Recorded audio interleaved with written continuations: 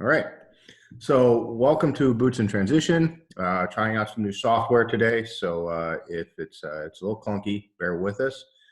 Before I get started and introduce my guest, I'm going to throw my plug out for Military Home Base. As always, Military Home Base is our sponsor, is a real estate company. They are designed to help veterans, active duty and former, save a lot of money when they're buying a house. They're a nationwide program. So many savings, a lot we can go about. They do vary region by region, but if you're thinking about buying a house, you've got any military affiliation, go to www.militaryhomebase.com or go to Military Home Base on Facebook. They're on all social media, and chat with the people there and see how you can save a lot of money, and reach out to them. It is a mil spouse owned and military spouse, veteran, or affiliated employed company. So when you go with Military Home Base, you help the military community. So that out of the way, introduction with John Rafferty. I met John when I first started getting into podcasting, and John was very helpful. We did our first podcast. I think my second podcast, we did audio. I got to put that back up. Covered a lot of really interesting stuff on how to make your resume look good, how to translate military experience into your resume, and how to basically communicate your experience in an effective way to civilian employers who might not have any idea what operating a radar system on an artillery defense system is, but you can probably make the most of it. So without further ado, I want to introduce my man John Rafferty. John, welcome back, and Thank you, tell, Chris. tell us about what you do.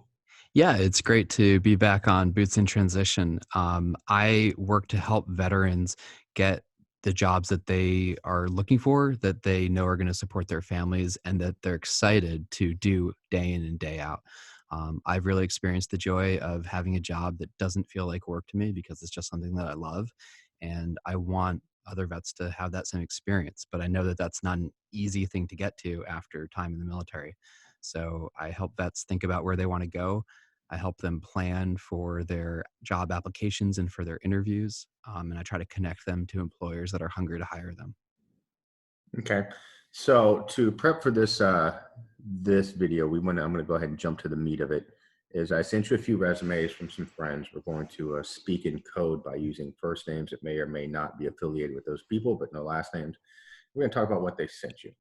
So you want to start with my man Drew, who may or may not be named Drew.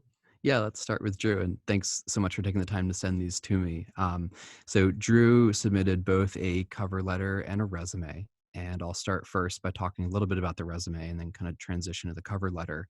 But really what jumped out to me about Drew overall is that he's an expert in talent acquisition, that he's a leader in any situation he's put into, that he's a planner, and that he's an organizer, and he's really good at recruiting top talent.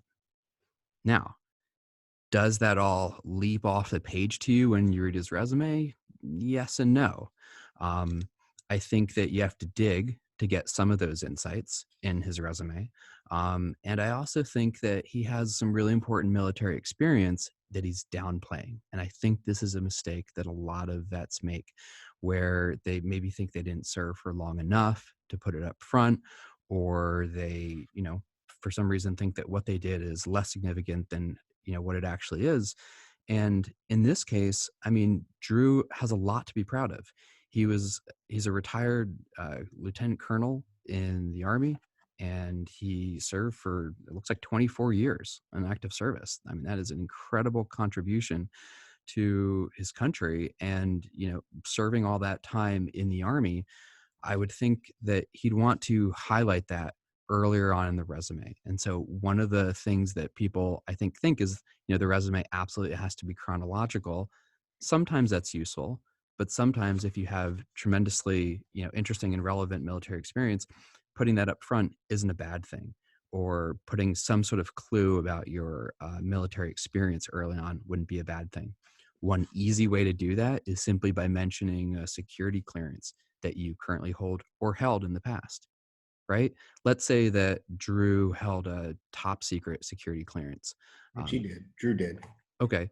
Simply saying that he held a top secret security clearance in the past automatically rockets him up to the top of the list of applicants I'm considering, because I know that at some point in time, probably for a long period of time, the US government trusted him not a little bit, but significantly, right? And that he held that trust not, minimally, but very well, because otherwise it would have been revoked. So I think sending the employer some clue about that early on, just even about your security clearance, could be really helpful. And that way, if you're looking at potential businesses that might want to hire you to do sort of work with secure information, they know either A, you can be trusted, or B, if you be in a position to renew that security clearance in a civilian job working with the DoD, that's a possibility. Um, the second thing that is related to Drew's Army experience is in the section of his resume where he talks about skills and awards. He doesn't actually mention any awards that he received in the military. And you and I both know that you can't be in the military for 24 years and not receive any awards. So despite the Um, fact that he's not applying for a job where you would think that would be directly relevant, this still exactly. matters. This still carries over, even though, okay. So, because I think that's Absolutely. something a lot of us get wrong right out the bat is that, well, they're not going to know what these awards mean. And so it's not important. So it does carry. Yeah, and I think that it's really important to distinguish awards that don't mean anything. So I recently saw an award on a vet's resume that was like the Philip J. Cook Award. You wouldn't know what that is, right? Until you actually interview them and talk to them and find out what it is. But that's not useful. But instead, if he has an award like, say, the Military Volunteer Service Medal, okay, this guy likes to really volunteer his time. He's really a servant leader. Or maybe you have a physical fitness award or a marksmanship award. Okay, this guy has a fine attention to detail. He is not satisfied with an average level of adeptness at a skill. He's going to hone it until it's excellent, right? That's what it tells your future employer. So right now, he just talks about helping high school and college students turn their personal problems into success. I would say look back at the probably 50 awards he earned during his 24 years in the Army and try to find two or three that speak to some ability um, about about about what he would bring to the table with any employer. Does that make So sense? like, yeah. So like, Drew, I know him personally. I've known him for a long time. I know he's got 2 Bronze Stars, Okay. which are significant combat awards. How would you say? Still, a lot of people don't know what that means. So, how would he represent? Because obviously, you're going to take your top awards. Like, how would you say a Bronze Yeah. Star to someone who doesn't, like at a university, who doesn't know what that means? Sure. So let me just play the devil's advocate and say, what's the clearest way you know of to describe why a star is awarded? Can you tell me? Significant contribution to the mission in a combat zone or a high stress and combat environment, something like that. I'm just Okay. spitballing here. Okay. I mean, do you think bravery is an appropriate word to use related to Bronze Star? I'd say bravery, but responsibility, I think, is, because you got the valor, and I know some people don't know the difference between Bronze Star with valor. I've got a couple Bronze Stars, got no valors, right? Okay. Uh, but you're looking at level of responsibility in a high stress environment. So that would still, without, I can think that we don't want to brag, but we also don't want to undersell ourselves. No, absolutely. And honestly, from working with all the vets that I do, I can tell you 9 times out of 10, vets are underselling themselves. They're not bragging. I've yet to actually see a vet who kind of falls on the bragging side of things. Far more often than not, vets are so humble. They're so not used to selling themselves that they're just not even sort of approaching the basic level of saying, here's all the things I'm really good at. So if you're a vet and you've won 2 Bronze Stars, I think you owe it to yourself to say, awarded 2 Bronze Stars and then put in parentheses, significant responsibility in combat. That sounds good. It's a big deal. And honestly, if I'm writing the resume, I'm probably going to put this at the very top, right beneath the line with, my name and address. So here's Um, a here's so like Drew, for example. yeah. I'm gonna use him as an example is, and he wants to be a coach full time, right? Yep. I guess I could see where that would really care if you can keep your cool and be responsible in a combat. I can see a direct carryover that you can keep your cool in a championship game, Yep. right? High stress environment, decision had to be made. That be a fair parallel? Yeah, absolutely. And I think that describing his ability to assess inputs from multiple sources and arrive at a timely, carefully considered decision that's in the best interest of all participants. Yeah, that's what I was gonna say. It sounds close. Yeah. That's why you're better at this than me. I would say, yeah, he makes good decisions. You dropped some that was solid. All right. See, that's skill. Well, I'm glad we're recording, so you can go back and rewind. But that's the sort No, of thing no, that I would write. gotta be humble. Gotta let it out. The other thing that I would improve about Drew's resume is in the sort of personal section. He says that he's a family man, has kids who are involved in college athletics. That's fine. I don't know that any employer ever looked more favorably on an employee because they thought of them as a family man. I think that the personal section of our resume is our opportunity to indicate what makes us interesting outside of our professional work, what makes us the kind of person that someone wants to go to drinks with on a Friday night after a long week at the office. And so I would encourage Drew to add to the personal section hobbies, right? What are things that he's passionate about? Does he build wooden furniture in his spare time? Is he involved with a musical group, or does he volunteer at his kid's church? What makes him interesting? What is he going to talk about over drinks with colleagues? That's what they want to know there. So really, what are your passions and what are the things that you're passionate about outside? I mean, Exactly. I could see where the family man could go both ways. You could say, well, if I hire this guy, is he only going to work, around his family schedule versus someone who's going to work all the time, be able to travel? Because it can go either way. Yeah. Also, I could see where you would want someone who's multi-talented, has passions, just to bring something different to it. So Yeah. perhaps I have my own passions. I'm pretty vocal about it. But yeah, so that's your way of saying, hey, these are other things I'm into. Absolutely. Okay. Absolutely. And then underneath personal, and this is sort of specific to this resume, he has a bullet I've never seen before that says patriotic, 24 years in the U.S. Army. Um, Certainly, I think it's important to highlight that he spent 24 years in the U.S. Army. And as I suggested earlier, bringing up his Army experience to earlier in his resume to highlight that he spent 24 years serving his country is great. And I think if he puts the Bronze Stars very early in his resume, it'll drive home that point that he's a servant and lives a life of sacrifice for others. I don't know that describing himself as patriotic is necessarily going to endear himself to future employers.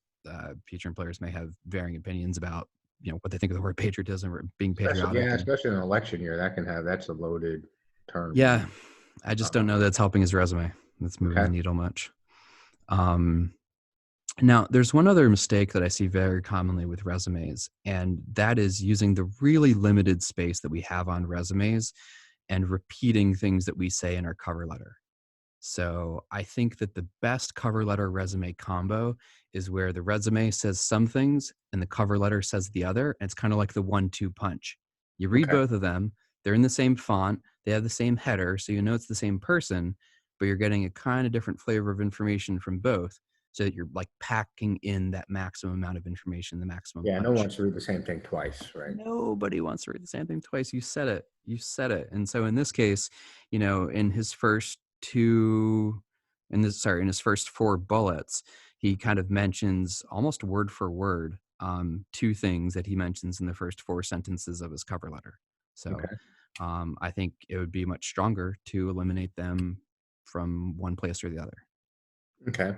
So when you're doing your cover letter, and so you've got your resume, the focus of the resume is where I've been, what I've done that's relevant. Is there a different way to look at the cover letter? How would you, if you're talking to someone who didn't know anything about cover letters, like let's say myself, Yeah. how would you explain the different goals, the different objectives of each? So the most important thing to do with a cover letter is persuade the employer that you're their solution starting on day one. And you might push back and say, well, that's not always true. There's going to be some training involved and I have to get accustomed to the culture and the work environment. That's true. but so is any other candidate who comes to this job from a different company or different organization. But the point is, you bring enough skill, enough experience that you've gained from your time in the military that when you show up on day one, you're going to be ready to add value to that organization. So let's say, And so Drew's example then, because he's got a small section for his military. Would that be a good place? I'm thinking like, that to mention that he knows how to command, that he knows how to lead organizations. I mean, as a lieutenant colonel, I knew him as an XO. He ran outpost in the middle of nowhere, and he had to account for everything. He was basically the commander's right hand man. So that would be, I would think, a good place in a narrative way to kind of say, I'm a take charge person. I handle. absolutely, Okay. absolutely. And I think I would do that in a sentence right off the top in the beginning of his resume, where he says something like, while serving as a lieutenant colonel in such and such country, I had 115 young troops under my command who I was responsible for mentoring, training, and bringing home safe every night. Right Solid. now, all of a sudden, you're like, oh, maybe this guy can manage a softball team. Yeah. Yeah. Drew's listening. He's sending me feedback on my phone, so I know he's hearing this stuff. So, Okay. so that's a way. That's a way to work that military in a way that's not a bullet, but to Yes. really sell it.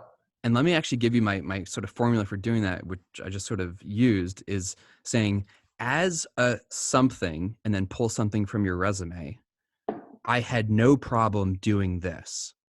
And always make sure that that thing you had no problem doing is harder than the thing they want you to do in the new job. Right. Mm-hmm.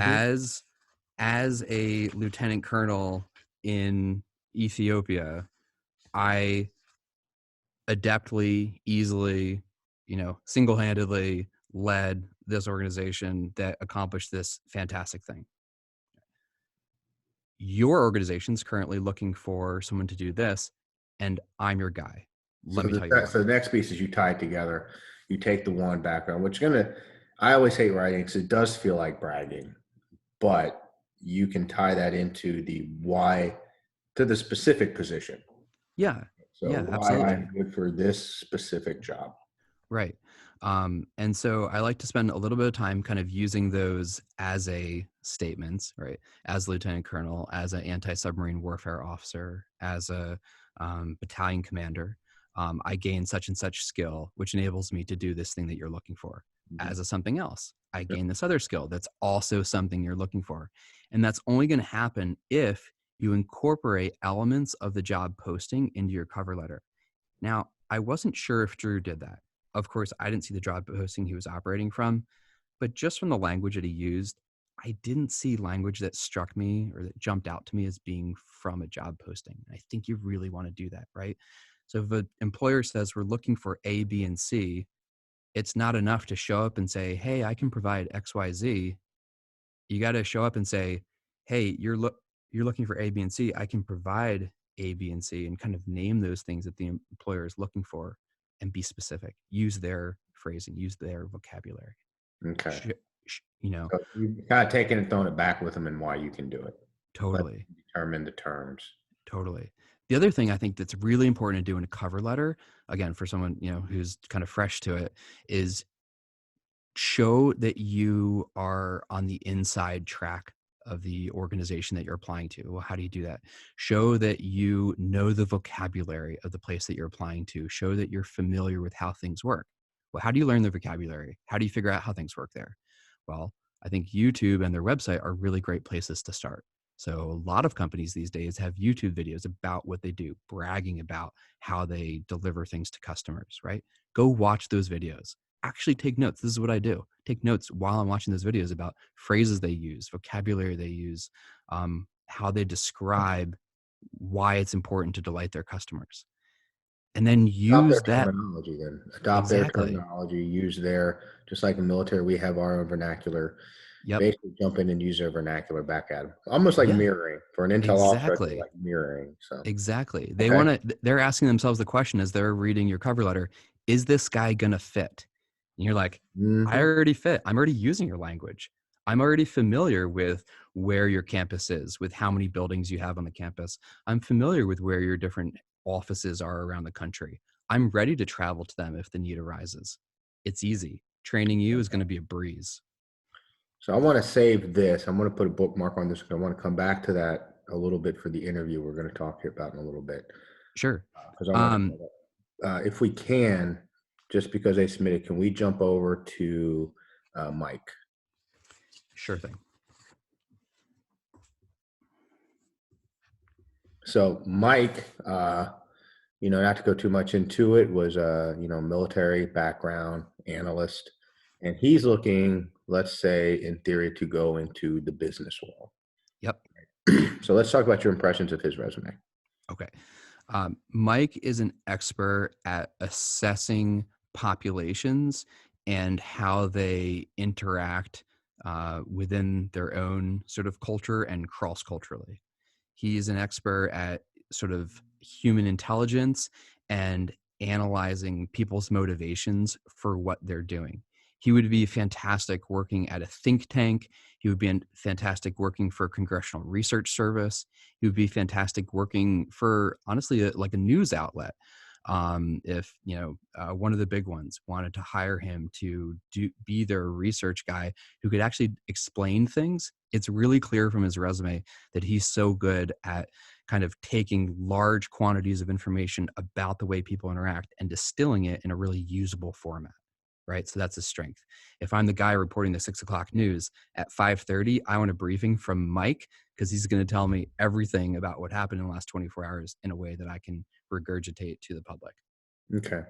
So I think that one of the problems with being so smart, however, is that sometimes smart people use big words and they use words that are sort of native to their organization. And we were just talking about this, how it's so important to use that kind of insider language. But just to really drive this point home, if you would indulge me, could I sure. give you a list of kind of let's say military specific or kind of his sort of field of work in the Air Force, kind of specific language that I think populated his resume? Absolutely. That's what we're here for. All right, Do your great. magic. All right, so here's my list of phrases and words that might throw off the average reader. Making calculi, cross seam issues, atmospheric information, articulate exploitable operational opportunities, order of battle analysis, center of gravity and critical factors, creating joint intelligence preparation of the environment products to support potential contingencies. I'm sure that Mike is exceptionally good at what he does, but I have no idea what he means by those 5 bullets. Okay. I just don't know what we're talking about. And so if I'm sitting down with Mike, I'm going to say, hey, Mike, if you're out at a bar with your friends talking about the kind of work you were doing in these different posts, what is it you would say you did here if you wanted your friend at the bar to understand? And then he could kind of break that down for me. And I would kind of take dictation from what he's saying and we'd spruce it up and make it look nice. Okay. Now, I'm going to throw out there in cheat sheet, we talked about this earlier. You flipped 3 pages over. So how long should the resume be? I've polled employers on this formally through a written survey, and the overwhelming majority say 2 or 1 pages. They all agree that 3 is far too long. Mike's resume is 4 full pages, and I think he's working at 11-point font. It looks a little on the small side. So, 1 or 2 pages. Mike's my friend, and I've known him for a long time, and he worked in the same field I did. Mm-hmm. I didn't even read it all. I skimmed it. I'm sorry, Mike. I love you. If you're watching, I don't know if he is. If not, I'll send him the video. But yeah, so when I saw it, that was my first thing. I was like, wow, it's a lot of information. It might be information overload, which for an intel analyst, maybe that's the thing. But let's talk about the importance of brevity and how to find the most important piece of that, right? Like if you've got 20 some years of experience, hard to boil it down. So what's your formula for doing that? Well, before I tell you the formula, let me tell you just a little more about that philosophy of what you're saying of the importance of boiling it down. Um, I really believe that either you decide what's important or your employer, your future employer decides what's important. And so if you give them 4 pages, they're going to leaf through and decide what they think is important in the 4 pages. Mm. Alternatively, you give them 1 page and you get to decide what's important. So Boom. you, right? You always want to be in the driver's seat. Yeah, yeah, yeah. You want to be the person making those decisions. And so you're just inviting them to decide what they think is important by giving them the 4 pages. So um, let me talk about how I would narrow this down. First of all, I'm going to look at the big sections, and I think Mike's kind of got it split up by different posts that he was at. And I'm going to say, were any of those posts for such a short duration that maybe they could be kind of blended into another post? So I could say maybe one section is this post plus another post. That's going to save a lot of space. Why? Because there's a margin, there's white space on each side of every section. So if you can eliminate an entire section, you're getting rid of a whole extra line of white space in addition to the text. So I'm always kind of seeing if I can eliminate a section first. Now, if you determine that you have to keep every section you have in there, then I'm going to look and say, okay, well, how many sections do I have? I want it to, basically drop by half the length. So that means I'm going to have to take out half the bullets from each section. And then I go in and I look at each section, and I know this is the really hard part, right? It's like killing your baby, right? Who wants to get rid of a beautiful bullet that they've worked so long on wording properly? But the question is, which is the most persuasive? If I only had to tell my employer, if I only had the chance to tell my employer one or two of these things, which do I want them to hear? And you circle them with a pen. You actually print out your resume, circle the one or two that you need to keep for that section, just get rid of the others. Part of the strategy here is not overwriting your old resume, but actually making a new copy. And I don't know if you've ever done this exercise, but it's so tremendously important how it makes your heart feel different. So if you're overwriting your old resume, you're like, oh, I'm losing that information, and I'm kind of wrecking what's come in the past. But instead, if you actually make a new copy of the document and you kind of work from that, you always know you can go back to the old one, right? Right. And it's Yeah. so much more calming. So I think I remember the hardest when I wrote my master's thesis, had to take about half of it out.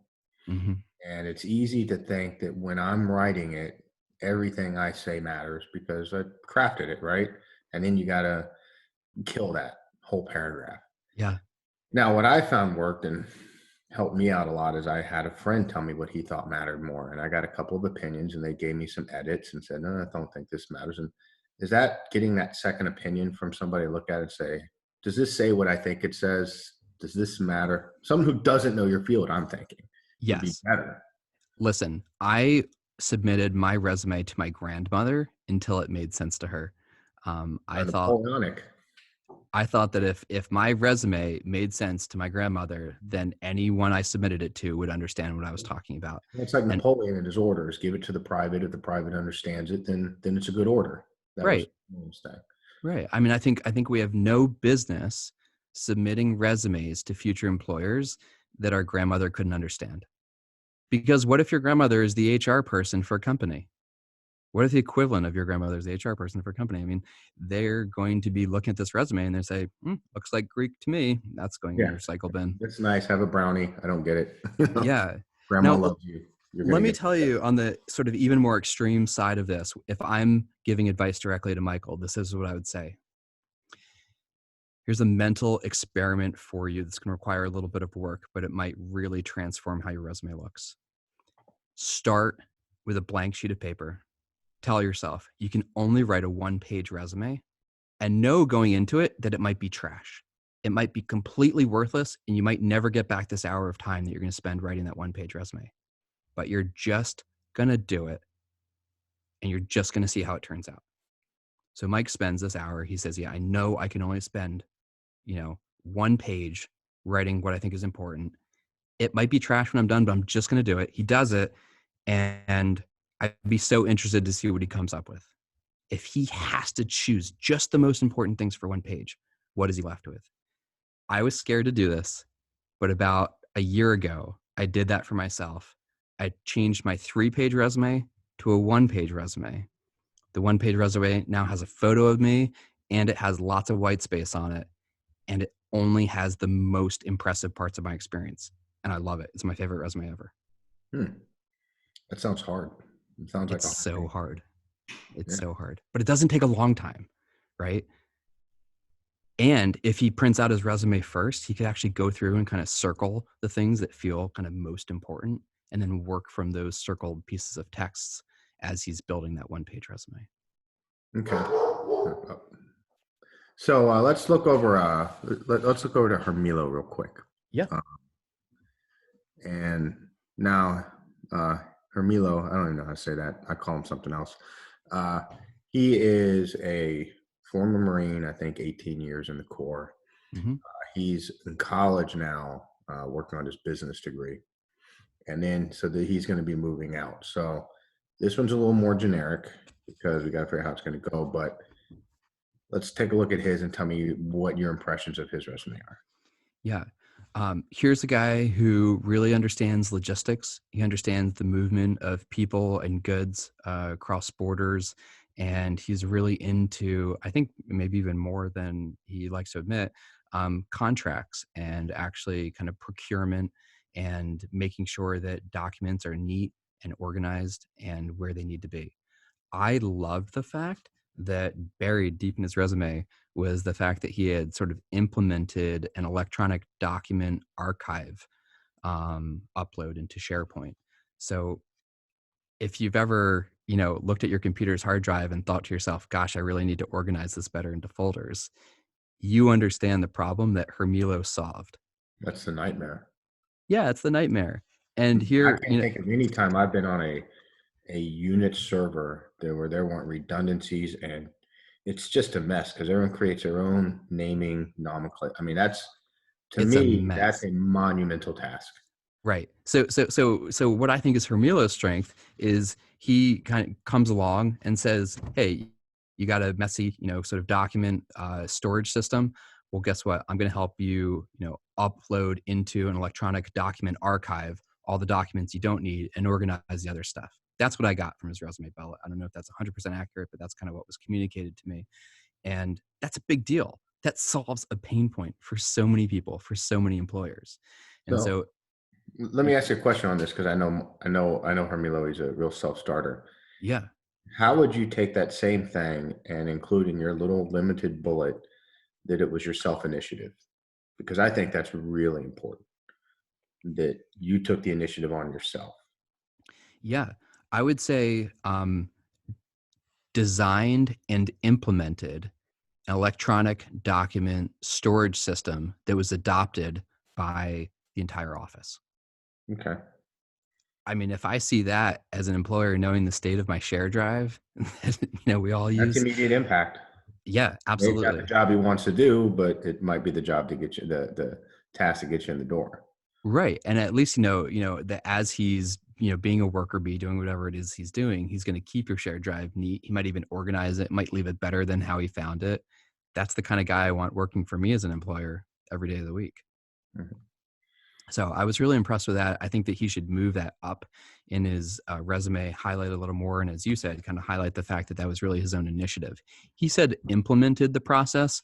I would strengthen that, boost it up a little bit, say designed and implemented, and then describe that it was adopted by the whole Okay, office. so yeah, so you're saying so in those three words, you're saying I created it, I put it in place, and it was adopted as basically it's a way of saying that my higher headquarters and my higher organization saw that this was good and took it on. Yeah. Yeah. Trailblazing in a way. It was so effective that they couldn't help themselves but use it. So I think that's really effective. Um, Early on in his resume, sort of in the very first section, he just has something called experience. And then after that, he has something called professional experience. So I think that first section called experience is a little confusing because we don't know how that's different than professional experience. I think what he was really trying to say there is that this is sort of a summary of my resume because the diversity of what he has in those bullets.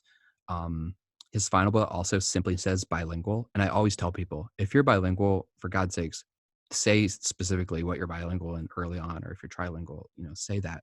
An employer shouldn't have to look too far down your resume to know that you speak Farsi and Russian and Mandarin. That's a big deal. That makes you so much valuable to employers. I know, from my time working in the civilian workforce for multiple employers, they're always asking, when someone walks in or when someone calls on the phone who speaks this language, can you help us out? And for one of those languages, my answer is yes, I can. I can take the calls in the office that nobody else can. It's a Right. big deal. It's a The big deal. bilingual, it's almost like there should be a question mark at the end of it, because like I'm bilingual, okay, and like bilingual in what, like Yeah, totally. big So Latin and I think I think Hermilo would do himself a favor by saying fluent in Spanish and English, okay, um, rather than simply saying bilingual. Bilingual doesn't tell me anything, but fluent tells me something, and then the names of the two languages tells me something. Um, the other thing to watch out for that he did early on in his resume is he sort of used the same word 3 times in 3 bullets, and I think it was maybe not intentional. So it says self-motivated project manager, over 16 years of experience managing and extensive experience in managing multifaceted projects. So I'm like, okay, you've done a lot of managing, but it's sort of like in what? And it doesn't really kind of jump off the page as saying that he's a fantastic manager, which was maybe his goal. But I would discourage people from using the same word kind of 3 times in so three like would you resume bullets in a row. supervising, leading? Are we playing the synonym game? Is that what you mean, um, or is it something like spelling it out a little different? Yeah, I think managing sometimes can be a lazy word for not getting more specific about what we were actually helping people accomplish, right? Okay. So if he led the implementation of a project that had such and such result, um, I think he should say that.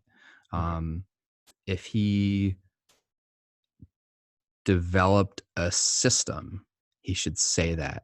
If he mentored young or junior employees, he should say that. But managed can mean so many things. I think Right. that it's one of the lesser helpful verbs we can use on our resume because it can have so many different meanings. Okay. He also wrote in under his professional experience that I guess it looks like his current position or most recent experience with a certain contracting company, he wrote that he was an intern.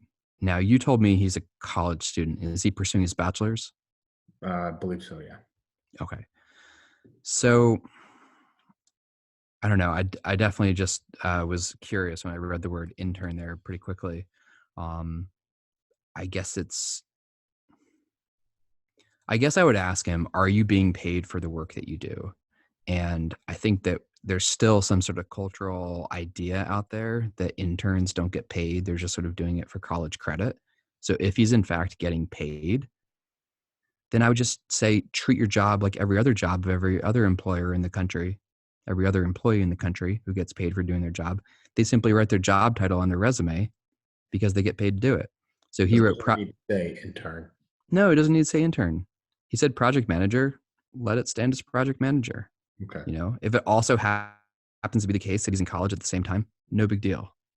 I think intern maybe becomes necessary if he's only getting college credit for it or something like that. Okay. Um, Later on in his resume, he also had a bullet that seemed to not make sense as a standalone. So underneath coordination with external agencies, he wrote 100-mile relay run through 7 counties and major highways. And it just wasn't clear. Like, was that talking about the bullet before, about the annual Bayou Classic? Maybe. Mhm. But if it was, it wasn't a sub bullet. And I just wasn't sure what sort of value he was intending to say he kind of brings through those numbers. Well, I would say some of that would be, so we were talking earlier about putting your hobbies, right? Like I Mhm. happen to know that Hermilo tends to be he's a marathoner, ultra marathoner type. Oh, cool. Now, when I see marathoner, a couple things come to mind. One of those is mental toughness, Yes. commitment. So I think, and I'm just spitballing here, that he's trying to relay that sort of bit to it with the interesting hobby, as you said, what makes you interesting. Yeah. What are some ways that you can maybe tailor that to get that point across a little better? If that's something that he's participated in, I think I would say something like uh, top 15% finisher in 100-mile relay across 1,500 feet of elevation. Right. So now I've just provided three different numbers, the elevation, the distance, and what percentage I am in terms of how competitively my finish was. Mhm. That communicates a lot to a future employer that I'm a hard worker, that, things like hills aren't going to deter me from entering a race, and, that I really have a lot of gumption. I'm going to stick to the thing no matter how hard it gets. Wow.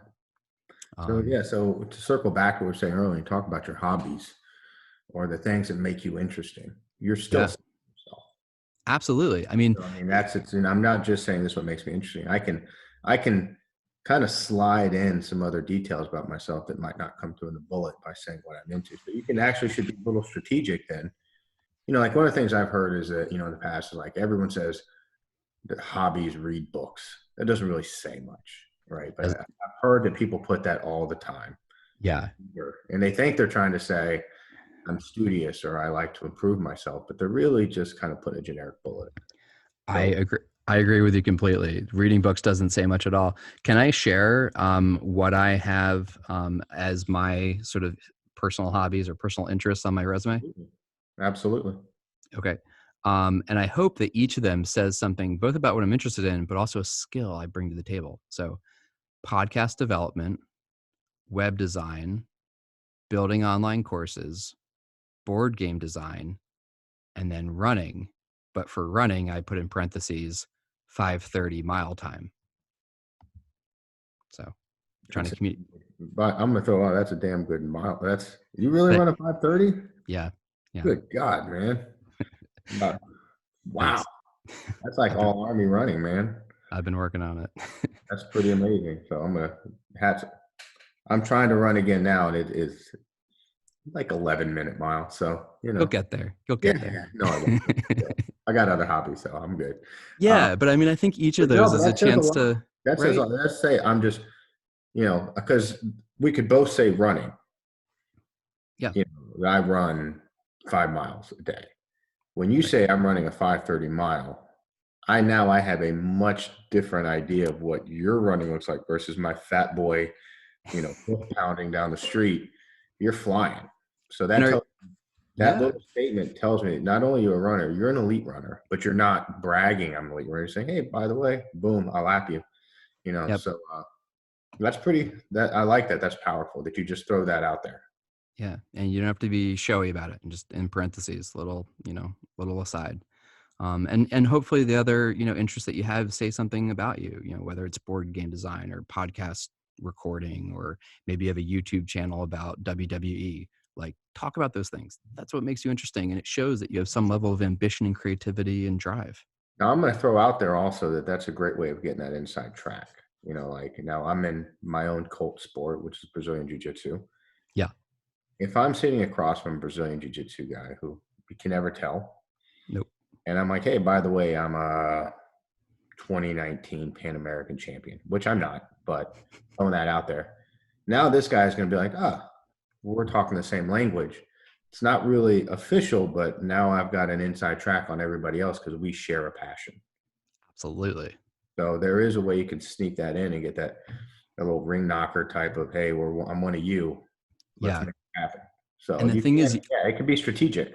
yep. And you never know what those things are going to be. So sometimes casting the net wide and talking about the diverse interests that you have, you might actually capture a little fish. So let's bring this into the interview now. Yeah.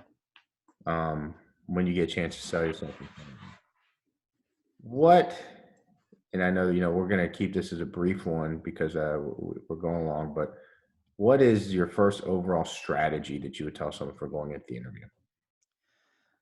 Well, I guess I would have two that are tied for the top. I'll try to keep them brief. Yeah. First, you have to know your interviewers. I don't want to hear that you don't know who's going to be in the room. A, there's ways to find out, and B, you can take some educated guesses and then do your research. LinkedIn, websites, networking with other people who might know. Find out who's going to be in the room and do your research about them as if they are the enemy and you're going into battle and you have to know who you're going up against. And second is write out every possible question that you can imagine being asked and then write out your answer to it. Sounds almost like board prep. Like I Absolutely. used to do promotion boards, and you try and think of every possible question, you zoom it, and you rehearse it Yep. so you can Absolutely. nail it cold. So treat it There, like there, a board. there is no reason you should be asked a question in an interview that surprises you. You can imagine all the ones that you can, think that you might be asked. That should be, 40 or 50 different questions. And then you go ask your friend, hey, I'm interviewing with this company that specializes in this. Can you think of 10 or 15 things they might ask me? Then you can add 10 or 15 more, do that for a few more friends. You should have a list of 75 questions to expect. And then you'll have an answer for every single one of them because you prepared in advance. Also, you're not going to sweat, right? I mean, you're going to take that nervous. When you get hit with a blind side, they're doing it on purpose. Just like anything, they're trying to see how you can handle it, and depending on the position you're going into, they might try and blindside, see how you handle adversity. So Right. that's a great way of taking the ums and the uhs and the sweating and the pausing out is to rehearse basically.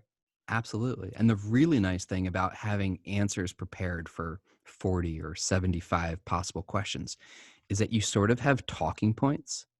And so, and we see politicians do this and it kind of drives us crazy where they're asked a question at a debate and they talk about something else. That's sort of what you're doing at an interview. So Mhm. maybe you get blindsided with this question that you never expected out of anywhere. It's the 76th question you didn't prepare for, but you have talking points prepared for 75 other questions. Just dig some of those out from question number 73, kind of tailor them ever so slightly to apply to question 76, and you're golden. So you can still steer it, right? You can Absolutely. still steer Yeah. that conversation back to where you want it, as long as you're not to the point that you're, I guess, rude about it. Um, Yeah. Yeah. Tie I it also back to what you think is important. on that line of like steering it, I think interviews are very much sort of job interviews, I think there's sort of these like weird power dynamics where they're at play. And so it's important to show early on that you're not just playing the submissive role in this conversation.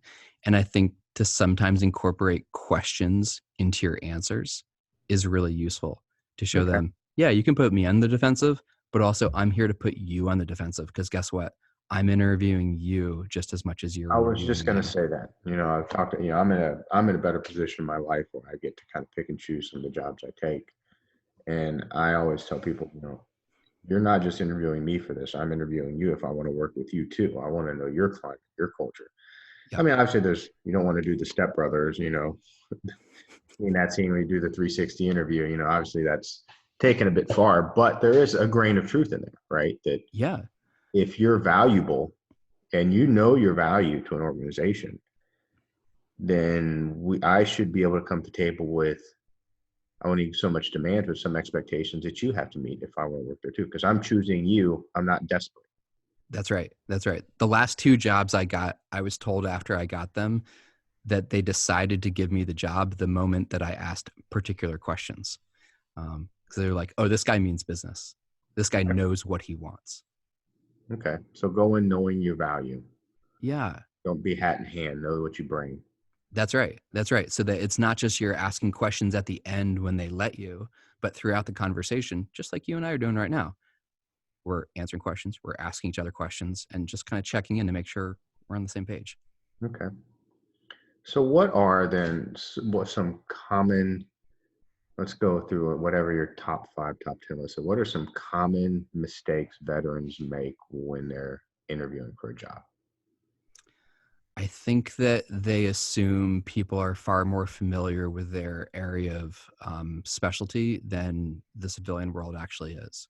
And I'm going to put this out there and feel free to laugh at me, Chris, but I was recently sitting down with an Army friend of mine and he was talking about Bradleys. And literally for half the conversation, I was just like, I have no idea what, like, I was just thinking in my head, like, what is a Bradley? What is a Bradley? Like, what should this mean something to me?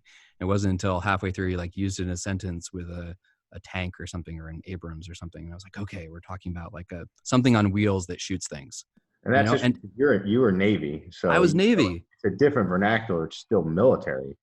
Still no Right. idea what a Bradley is. No idea. Right. And even when we talked about an Abrams, like, I think that's a tank, but like not super sure. Again, embarrassed to admit this. It's got a gun and tracks, right? So So if you go into an interview talking about those things, throwing them around, trying to show that you're smart, show that you got the experience under your belt, that's fine. But people are going to be so distracted thinking, what's a Bradley, that they're not going to be able to pay attention to all the value that you actually bring to the or table. even worse, they might think it's something totally different. So they think you're talking about something different. Right. Right. So I think that's a big problem. Okay. And the second, I think, is, and I don't know, I've just seen this repeatedly from vets that I've spoken to, sort of being ambivalent about what they're looking for. That's fine, right? If you're applying to 20 different places because you're not really sure what's next, that's totally fine. But my advice is, when you go into that interview room, you have to pretend that this is exactly what you want. You have to pretend that there's no other option. So I'm going to actually go back to Drew's cover letter here, if I can, for a second, because he sort of, let this happen, I think, by accident. In one of his final sentences of his cover letter, he said, "I feel at this point in my life and coaching career, I can coach at any four-year university and hope the program to excel." That's not the message you want to send to a future employer. Hey, I could work for you, or like any other version of you, including your competitors. It's fine. Your whole process is like a courtship. Your cover letter should be a love letter to the company. Okay. Everything you do, that interview should be a first date where I don't want to be with anyone other than you. I'm just here for you.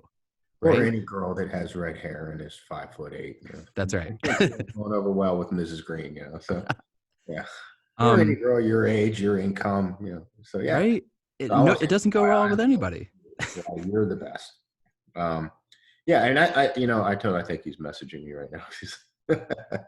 But yeah, it's he's like, that's not what I'm saying. I'm sure. I haven't even looked. I'm sure. It's like, that's what I meant. But that's kind of important, is that what you think you're saying might not be what you're saying. We're talking about that communication gap. He's trying to say, I can handle any level of responsibility. I'm not intimidated by a big school or whatever. But what they're reading is, you're somebody like you. Exactly. Boy, Exactly. Yeah, that's important. Yeah. Thanks. So I mean, if you're at 70% certain that you want to work for this company, that's fine, but set that aside for the interview. When you walk into that interview, you're at 110% that you want to work for this company. Yeah, I'm feel like I'm capable of coaching at the University of Florida class of 2020. Like this, as Totally. specific as the opening is, you want to narrow focus on that. Absolutely. If you're actually applying to 20 different universities, you're gonna have 20 different cover letters, like a job player. Like, I love you, baby. No, I love you, baby. They don't have to know that you love them all. I mean, Exactly. You want to be a job player. yeah. All right. I like that. So, and this is one of the last, I'm going to ask not going to play stump the chump here, but it's these days, a political hot button is there. And I've talked to some other people. There is starting to see a backlash in hiring veterans sometimes, because we are seen as, because of the disgruntled veterans and the I'm a veteran, you owe me. I've read some reports that some employers are starting to think that veterans are not malleable enough to their organization. How do we get past that? Because I can see that happening myself, that there is this, he might have PTSD. Like, I've had people, like, I get mad. I know some guys from Brazilian Jiu-Jitsu. I got mad one day, and dude goes, "You having PTSD?" I'm like, "No, I'm just mad. I'm legitimately mad that what he did was screwed up. I'm mad about it, and you would be too." Not to do with PTSD, but there's almost a stigma now, and I've seen that there's actually been some employee discrimination against hiring veterans. So it is on us to put the best foot forward. Unfortunately, not everybody in the veteran community does that. How do you get past that? How do you, if you think there might be, like, I know academic environments can be somewhat, we'll say, a different view that other organizations might have on what former military personnel do. So how do you sell that? So that's so interesting that you would say that, because just today at lunch, I was having lunch with a local employer in the Philadelphia area who's dying to hire veterans. They said they can't hire them fast enough and just please send more of them their way. And they said recently they did have one veteran that was kind of, as you said, not super malleable and just felt like there was kind of one rigid way of doing things and, kind of couldn't get off of that. And it became a problem with the employment. So I think that as vets, we really need to break out of that by in our communications with a future employer show that we have some flexibility, that we can ride the waves and the bumps that might come along if something needs to be rescheduled, go along with it.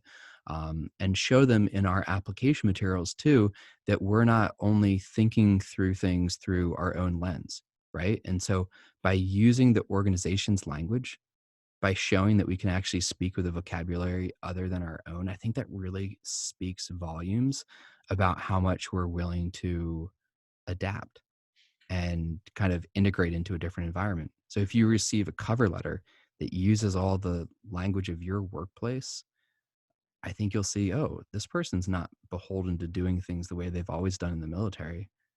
They're willing to kind of learn a new vernacular and incorporate that to get the You're job showing done. that adaptability right there in your resume by using their terms. Yeah. Uh, of course, when you interview, maybe not the high and tight to the position of attention, depending on where you're going, maybe, So, and I ask that because I know that you do professional coaching and I know that you do this as a job, you help guys do that. So what is the value? Let's go through some of the value of hiring a professional to help you with your resume and help you with your interviewing. If I didn't know better, explain it to me. Sure. I think a lot of vets are relying on the templates that they've received from other vets or from nonprofits who want to help them. And they say, conform your resume to this template and you'll be fine.